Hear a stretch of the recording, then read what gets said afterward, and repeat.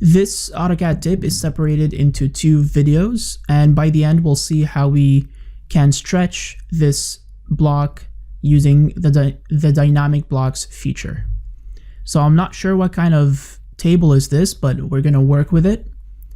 So first thing to do is to select the block and right click, go to the block editor, and in here you'll see that this block was exploded into its original objects.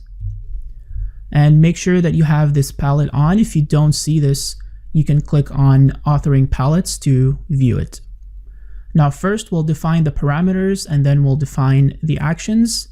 So in the parameters tab, we'll define a linear distance, and this will be the distance on which we want to stretch this table.